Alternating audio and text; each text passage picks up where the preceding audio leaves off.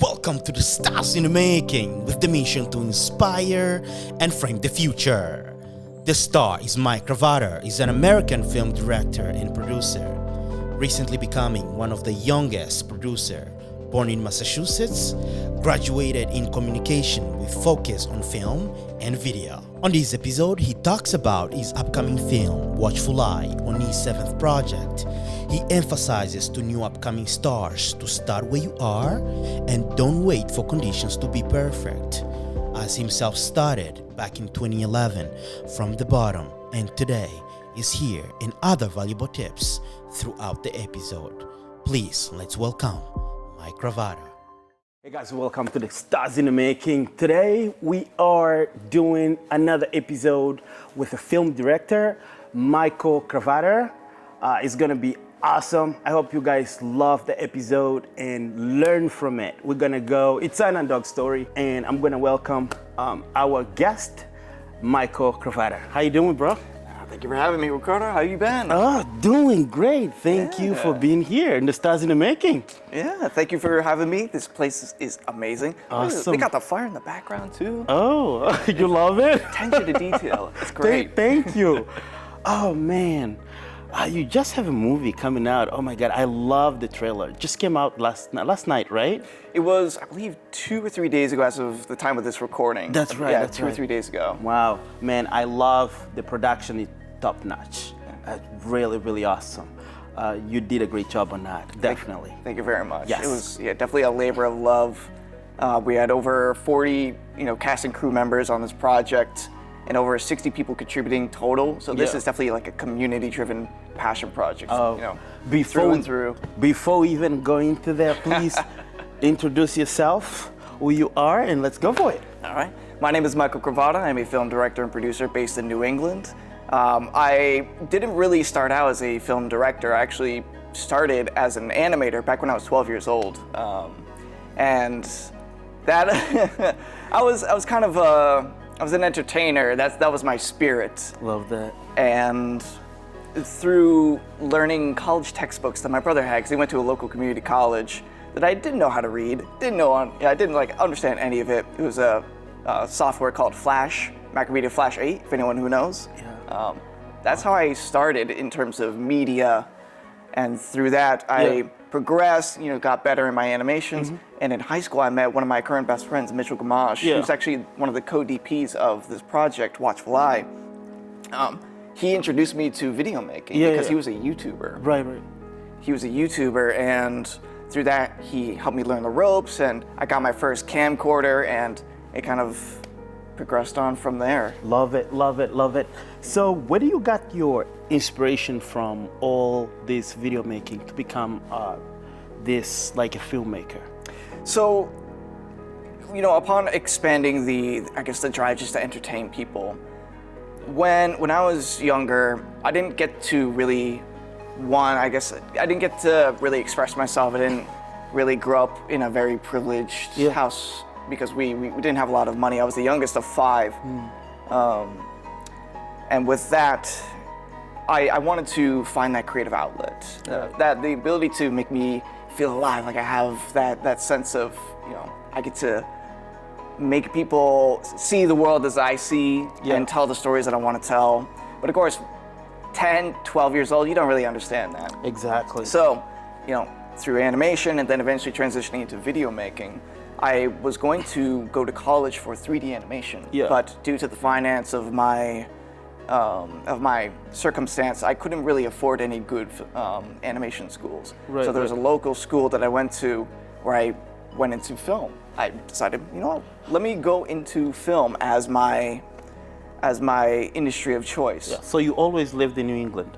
Correct. I have always lived in New England. Awesome. And which school you went to again? I went to Fitchburg State. Fitchburg, yeah. Fitchburg State University, yeah. I was just reading your bio last night, and it says that. So you graduated from there in what? In films or something else? The technical word for it was communications, but yes, communications, of course. It was pretty much just film and video. Yeah. That was my true passion, and I truly came into loving being a film director and filmmaking in general when it was two examples. One was actually at the very end of high school, Yeah. where I competed in a competition called Skills USA. It was a nationwide organization, and how it works is there's multiple stages. You start locals, which is kind of your school. It was district, which is the district area of your state, statewide, and then nationwide. Love that. And we just kept rising the ranks. We won gold in locals. Me and my partner, actually Mitchell Gamache as well. We've worked together for quite a long time. Yeah. We did gold locals, gold district, and we even got gold state for the first ever competition in Massachusetts called Digital Cinema Production. Yeah. Back in 2013, I believe. Yeah. Then we progressed into nationals, which was unheard of to me. Again, I didn't really have much in terms of finance. You know, the idea of going on vacation to like this big luxurious place, that wasn't really a thing. Love that. And do you have any particular story as a filmmaker? I think, I don't know, it's just my imagination that you must have something like any untold story. There's a lot of different aspects. Actually, one of the things that I want to do that's reflected in the origin of this movie, Watchful Eye. The movie that we created called Watchful Eye is a psychological thriller story. It's a short film. It's a proof of concept for a larger feature film story. Yeah. And in that story that no one really knows, is not really out there at all, the story involves a lot of dissection into mental health and reflection of appreciating those who pull us through very difficult situations that don't truly get the appreciation they deserve. Those people on the side who pull all the strings, whether literally or emotionally, to bring us through to the end, to help us recover, to boost ourselves up in those dark places.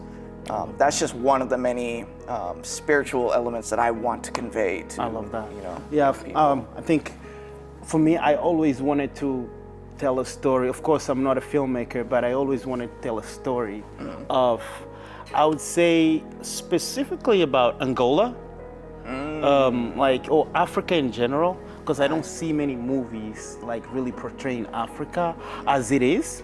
You know, it's always the shined version of it. It's always some flashy stuff, like, you know, as you may know, like there's always like they want to promote safari or whatever, like hunger and all that stuff. But that's actually that's not true. They never really show the reality of Africa. I think that's one of the story that I wanted to tell one day. Maybe you guys can help me on that. Oh, absolutely. That's one of the beauties of filmmaking and animating, or just being able to convey your mind in general, is the ability to engross people into the true nature of how you want, like not just what you want to tell, but how you want to portray it as well. All right, so talk to me about the Watchful Eye. Talk to me about the production. How is really, because I love the production, came out really well. So what it takes to bring all that, because it took like over, I think almost 60 people to make that movie. Is that correct? Correct. So over 40 people cast of crew, and then in terms of contributing, you know, whether it's people that were helping with location or food or finance, we actually originally had a crowdfunding campaign on Seed and Spark. Wow. Yeah. That's really amazing. Talking about if someone want to ask, like, you know, I want to maybe tell a story. And how much is the budget on that? Like a short film? Like there is any particular techniques or whatever? Because it's really hard to bring all those people into the movie. And it's like it's really expensive to do all that. Tell us the uncovered. I can tell you so many things. When it comes to the origin of, I want to make a movie. Yeah, because there is, sorry for cutting you. There is, absolutely. Maybe a director who just started, you know, is just starting making movies or whatever the case may be, has the idea, but it doesn't know how to put the crew together. Yeah, or it doesn't know the logistics of like, where do I start? Yes, exactly. What is the starting point? Because that's really what breaks many people out there. So yeah, it's incredibly intimidating to Yes. start a project of any kind. You know, Yeah, it'd be yeah. intimidating because in our mind we want this, we see this. How easy is that achievable, basically? And that's the psychological aspect to say we're not good enough. We're not good enough. And Exactly.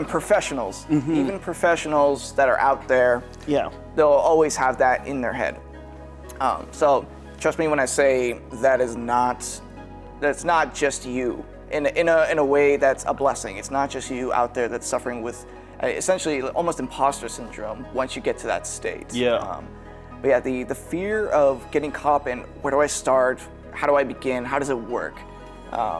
Is thankfully something that has become more easily conveyable due to the progress of technology, through the progression of the internet. There's just a wealth of information. Like, for example, when I first started in video making, that I was about 15 years old back in 2011. yeah, You know, YouTube was just starting to get going around that time. yeah. And again, I grew up super poor. The camera on a phone, that was not really too much of a viable option. Right. So a blessing for people, considering it today is the idea that you can technically just do it on your phone now. So that in itself is a barrier that has been removed, thankfully. But it's more than just the technology. It's like, who do I talk to? What do I do? That's right. Now the networking. it's the networking. Yes. So when it comes to, well, first you need to start off with an idea, and that's always the biggest problem. Is one, do you have an idea? Is it even achievable?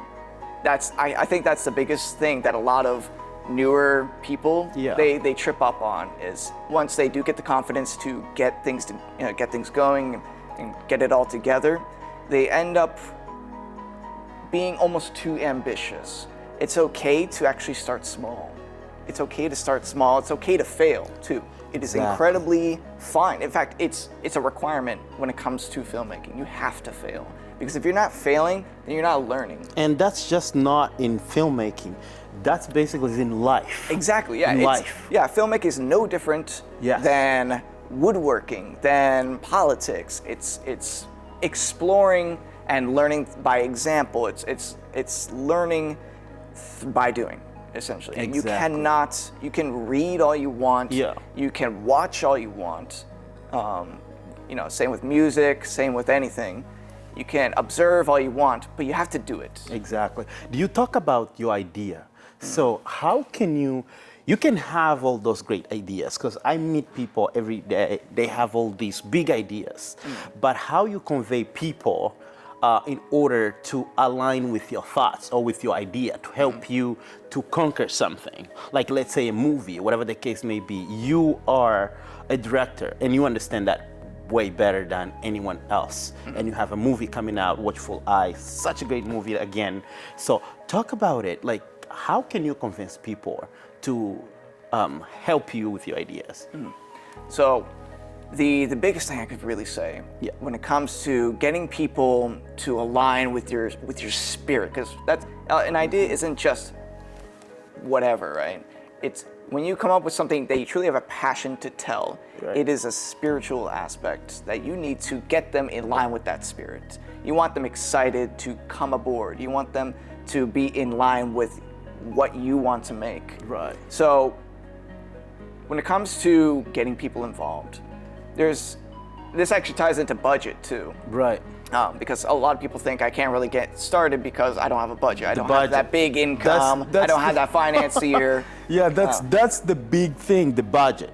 Yeah. Yes. It's still scary. It's always scary when you're dealing with budget, whether it's your own or someone else's. Right. I mean, it's just a fact of life. But I see it as this. The budget of a project is inversely proportionate to how good of a leader and communicator you are. And let me explain why. If you can properly work with somebody, if you can communicate, if you can bring them in line with your intentions, with what you want to bring to the table, and as well as being, obviously being in a good relationship with them, that is way more beneficial Yeah. than any finance, because that is how you find reliable people. That's how you find people who align with your vision, with Exactly. your idea. And what happens is, if you communicate properly, you are organized, you associate your quality control as one that's valuable. Right. One that people can look at and be like, I know that person will actually achieve what they say they want to do. That's morale right there. That is morale. And you could do that with anything in life.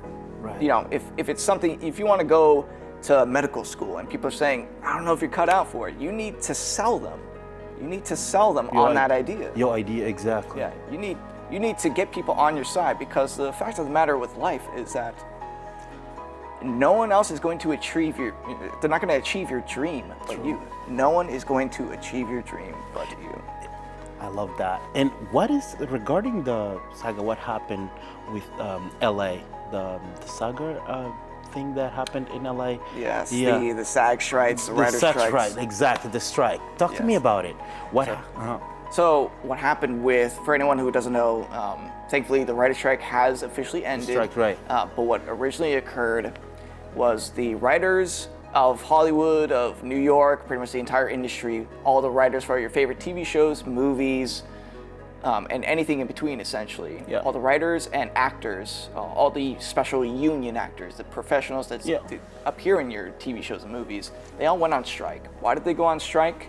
Because of unfair treatment and poor balance of finance by the higher-ups in all the big companies. Yeah. They were not being treated fairly and were being underpaid severely, especially with the rise of streaming. Yeah. How it worked with contracts back in the day is it was all based on two things: box office budget and TV viewership. Yeah. But now with streaming, things have changed. But the thing is that the rules of finance have not adapted with the times. Even back when Netflix just started, back in like 15 years ago. Right. That was never updated properly. And then with the rise of AI, it made everyone's jobs more at risk, for people to abuse them, to avoid them, to circumvent them, and put them down on the higher up level. Yeah. So all the people essentially went on strike. Thankfully, at least in regards to the writer's strike has ended. They have gotten the contract that they've wanted, because these people are getting almost nothing. They'll be writing a TV show for an episode, a couple episodes or a season, and then they're let go. They're let go, and it's like, bye-bye. So also another aspect is, when people think of making money, right? Yeah. Like, let's say I make $5,000 writing an episode of a show. People go, that's $5,000. That's amazing. It would if it was a daily job.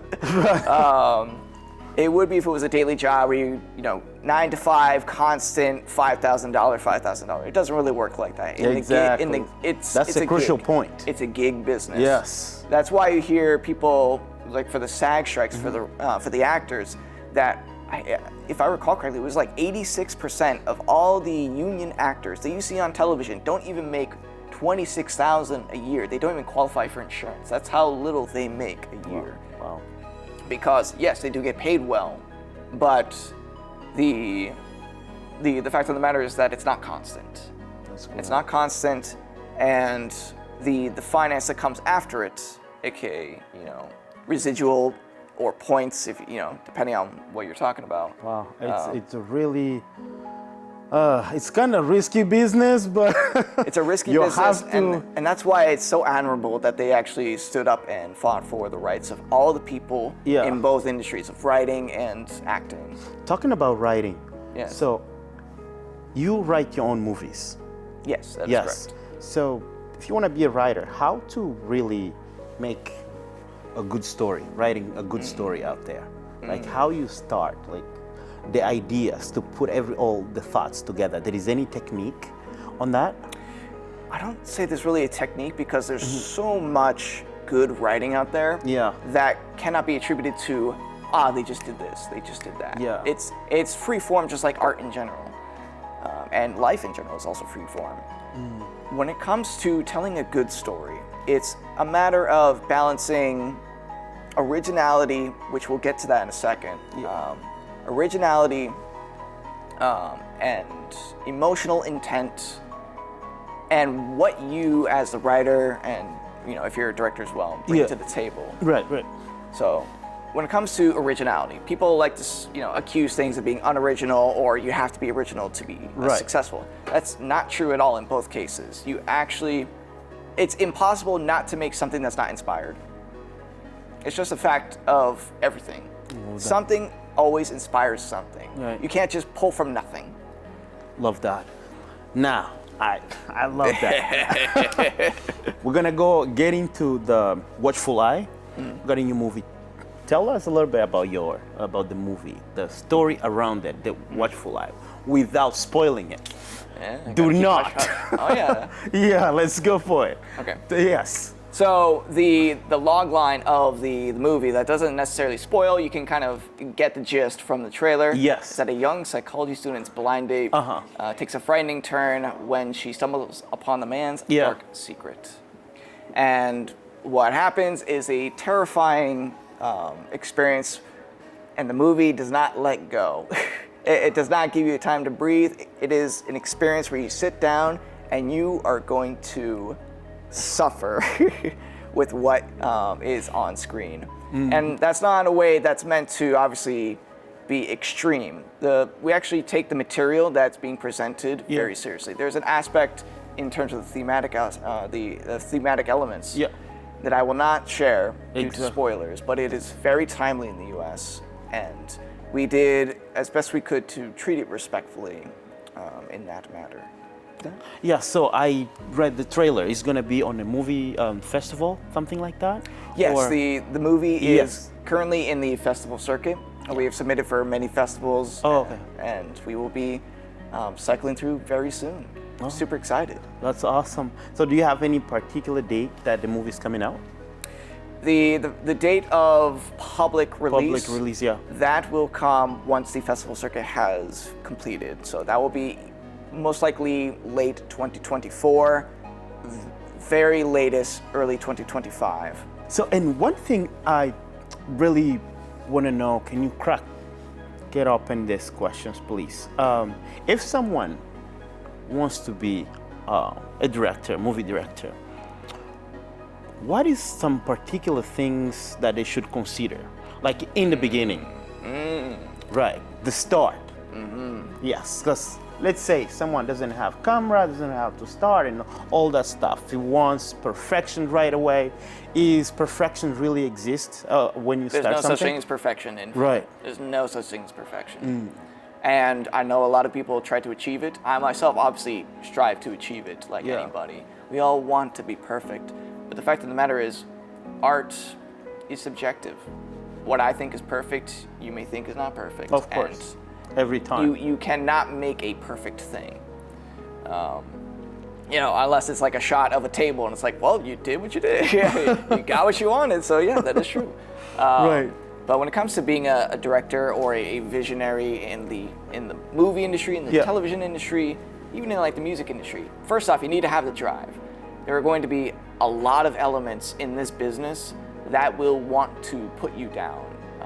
And that's not meant to discourage. I want to be very upfront. Of course, we have to understand that. That's the main point of the Stars in the Making. Talk about all that, the lows and ups, the pros and cons. Yes. The pros and cons. The pros is obviously you get to bring your story to life, how you want to tell it within reason. Right. When it comes to starting off, the thing you need to grow into, if you're not already there, you need to, again, being a director is being a great communicator, not just to your peers, not just to the actors and crew. You need to be a good communicator to your audience. The best directors have a way to make people excited. Like, let's say I have an idea, whether it's a message, some political element, or maybe a genre I just really love, right? Yeah. My duty as a director is to convey it in such a way, because people like to say, make what you want. That is absolutely true. You should make what you want. But it's not just that, because movies are made to be watched by people, not by yourself, Of course. So I agree that you should make what you want and what you like, and especially what you care about. But the most important aspect is you need to make something that will convey why you like that. You need to convey in such a fashion that people understand. If they don't like it, they'll at least understand why you like it. Right. That's the most important thing. You know, everything is subjective. Like, let's say I have an opinion that I want to portray, right. or a vision of an event in history. Yes. You gotta have a reason behind your idea. Exactly. What are you trying to bring to life? Yeah. And I myself have constantly struggled with that, because back in the day, I'm not gonna lie, I made garbage. Right. I made such garbage. Yeah, we all do, of course. Yeah, it's impossible not to make garbage when you start out. That just is a part of That's the life. process, right? That's a part of life. You know, we talk about filmmaking, but a lot of elements of filmmaking in the business are very much attributable to real life. You will make a lot of mistakes. You'll make a lot of poor statements. You'll not understand something, and you'll always fail. You'll fall and you get back up. Why? Because this is what matters to you in life. This is what matters to you in life. And your job as a director, as a writer, is you need to just not make something that's great in your opinion, but you want to make something that is so well made that other people, if they don't already agree and like it, they need to at least understand where you're coming from. What you're doing, why you're doing what you do. Exactly. And that's hard. That's a very hard thing to do. We see a lot of movies and TV shows where we just go, I didn't feel anything. That's probably the worst thing you could feel as a viewer. You have to believe in your own ideas. You have to believe in it, and you need to convey it in a way that people get it. And you cannot, again, there's no perfect way to do it. There's no perfect way to do it. But do it over and over. You just have to keep making mistakes. Do not be afraid to make mistakes, because that's, again, it's just a part of life.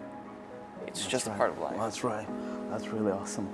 And so do you have any particular advice for anyone who is starting off making films, or just advice for life for any upcoming star out there? So what is your take on that?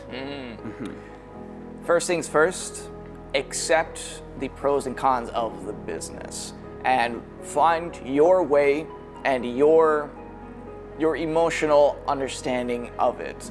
What I mean by that is there's going to be a lot of things in the business that you don't agree on. It's okay to not agree on it. In fact, that's probably where you should find that strength, because especially with, let's be honest, many industries, there's a lot of ugly things out there. And I'm not just talking about like the actual content. I'm talking about the people behind it, the acts that go on behind the scenes we don't talk about. It is our duty to find who we are, what we find acceptable, and what we don't find acceptable. In the same way, you know, we have an interaction as friends. Exactly. If you do something that I do not find agreeable, it's up to us to figure out if it's something we can work on. As adults, we communicate, or if there's a level of dissonance that's just not respectful. You know, right. We need to improve our industry. We need to improve our world, and it's up to us. It's up to you to do that. We have to be the ones to improve the industry. We have to be the ones to, fix it from the inside out. And you can tell the difference between a healthy set and an unhealthy set. I love that. But to answer your question in terms of being a director starting out, again, first things first, you need to find your moral center. Find your moral center and stick with it. Don't let anyone pressure you into doing anything you do not want to do, and don't pressure other people into doing things they don't want to do. Then you need to find that passion and stick with it. There's going to be a lot of times you're going to think you're falling and you're failing, but that's like anything. You pick yourself up. Pick yourself up. It's part of the process. Part of the process, exactly. Awesome. And then find your people, right? Right. Like, even if you have a big team that's supportive of you, that's great. But if you don't, not everyone has, 40 people. Just be like, yeah, let's do it. That's not realistic. Many people just start out as just one person. That's true. It's your duty as a director and a writer to keep working on your craft. Just make anything and keep improving to such a degree that they take yourself very seriously. Love that. Because no one's going to sell your idea. No one's going to do your job for you. No one's going to make your dream come true but you. Love that. That's awesome, man. And so, I'm pointing at the camera. We're almost at the very end. So, how do you kind of collab with everyone involved in the film? Because your film, your movie, it's too many people involved in that. I don't know if maybe I'm being repetitive, but how can you put everything together? Did you guys have to film in different cities, different places? Like you had to travel, all that kind of stuff? Because that's something that anybody can wonder. It's like, okay, you bring your movie together. I know how it takes. It takes a lot to do all that. It takes a lot. Yeah. There's a lot of logistical aspects that go into filmmaking. Yeah. And the most important thing is you have to be flexible because yes, there will be a lot of changes. So you need to accept that things are gonna change. You have a set plan, it's not gonna work. That's okay. That's just how it goes. Let's say you have an idea, you get a bunch of people to go, yes, let's do it. You got that morale, people are excited. All right, now you need to find your cast, you need to organize your crew, whether it's one person, two people. I myself have worked as camera, audio, lighting on my own sets. That's okay.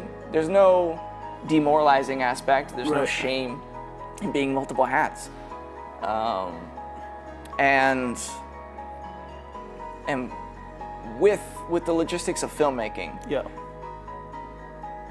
you always think you have enough time. You do not have enough time. So plan accordingly. Always have contingencies in place because let's say, we're gonna do this scene. It's just two people talking, like you and I. Yeah. All right, that seems simple. Just find a place with the couch. Okay. Oops, that room's not available. So you need to think on your feet. Be quick thinking. Again, don't hide from these problems because they happen. They happen a lot, and that's just the nature of what you deal with as any leader in any industry. You need to be flexible with what you're given. I love that. That's really awesome. This is good material, man. So.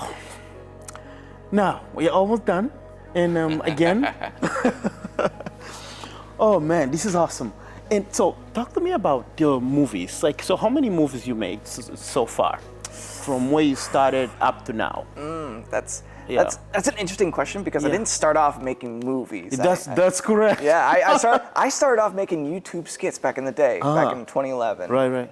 And again, that's okay. Natural growth. You never know where you're gonna start and where you're gonna go, but that's the exciting part. In terms of filmmaking, I've absolutely made at least, I've made at least 6 or 7 actual films that I would qualify as films. Yeah. Wow, that's amazing, man. That's a lot. That's really a lot. You have so much under your belt, man. Awesome. So, do you have any particular message for your crew, for your guys that you work with? Any message out there? I'm just so proud and thankful to have every single one of you be a part of not only just Watchful, but being part of my life and be part of future projects. And I hope that I can be there for your stuff as well, as again, beyond filmmaking, but as a friend, a colleague, to be that person that you need me to be. That's awesome, man. That's great. Thank you so much for being in the stars in the making. We are looking forward for the Watchful Eye. And before we even end, we're gonna have to get the Slate Milk. These guys are good. They're our guys from New England. So local business. Support the local business. Yes, that's right. So they are Josh and Minnie, so they are the co-founders. They're two. Actually, they were here. They were on the podcast as well. We did an episode with them. It was really amazing, and it's such a nice drink. It's more about for it's like the healthier version of chocolate milk. Okay. Yes. Okay. So they didn't add so much sugar as the original, like as the chocolate milk, of course. Yeah, There is yeah. so much sugar, and this is the healthier version. So I love me some chocolate milk. So yeah, that's so fantastic. Try it out. right. Let's try it out. Go for it. Yes. All right. All right. Slate milk. Let's get it done. Here we go. Cheers. All right. Cheers. All right, let's go for it.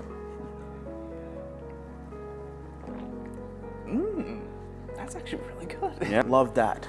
Yeah. All right, so, all right, guys, we are at the very end of our episode, and I just hope keep believing in yourself and be willing to, make some risks and go hard at it, whatever you are doing in your life. If you are not willing to, to risk for your dreams will become a sacrifice. So you don't want that. And keep pushing. This is the Stars in the Making. We are bringing valuable content, and I hope you learned something from this. It's not just about, filmmaking or whatever it is. This is all about bringing upcoming stars, people that are doing something for their life. Hope you guys take something valuable from this in whatever you're doing. All right? So, love you guys, and Stars in the Making. Thank you very much. We out. All right. All right. Let's get it done. All right.